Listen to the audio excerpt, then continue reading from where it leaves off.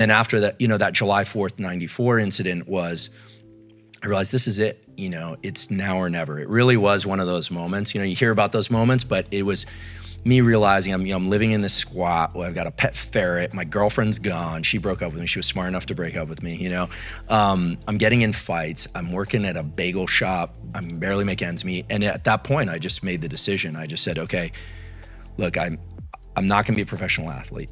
I think I'm pretty good at memorizing things. I think I have an interest in people. I'm going to just decide. I just decided to do school. I decided that was the track. So like some people pick the military because it's like if you know what to expect, at least in terms of the passages that you're going to go through. And for me, that was school. And so I decided to get back in school. I moved into a studio apartment by myself. I quit partying completely. I didn't go to parties. I got really serious about fitness. So I just started running and lifting weights, and I studied. Yeah, I think I was really afraid. I think I was like, and these days, because my lab studies fear and I get into this whole thing around mindsets, people always ask me like, is it better to do something from a place of love or fear? Like, depends. And at that point, fear was the best motivator for me.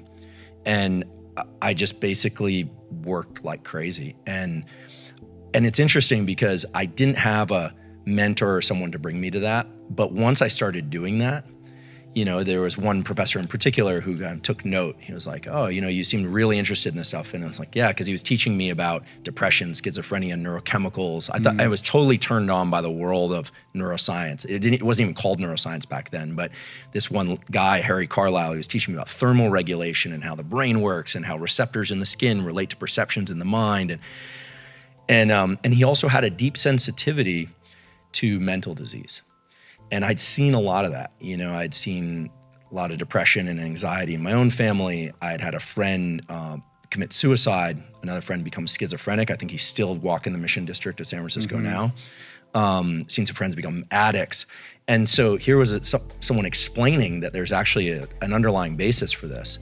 And I just poured myself into it. Is that the same guy who would smoke underneath the vacuum hood and stuff like that, like a bit of an iconoclast? Yeah, he was amazing. So he was a favorite teacher of many students, but if you could get into his lab, then you were kind of one of the chosen ones, I guess. He's like the perfect mentor at the perfect time for you. Yeah, so he used to drink coffee in lab, which you're not supposed to do. He used to smoke cigarettes in lab and in the fume hood, and they used to come and yell at him, and he would do it anyway.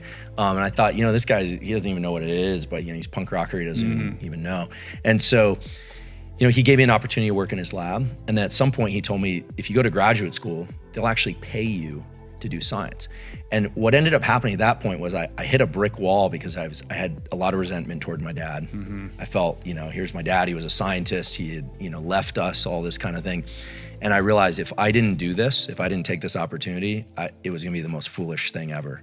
What am I gonna do, spite my, my parents, because, I was 20 years old at that point.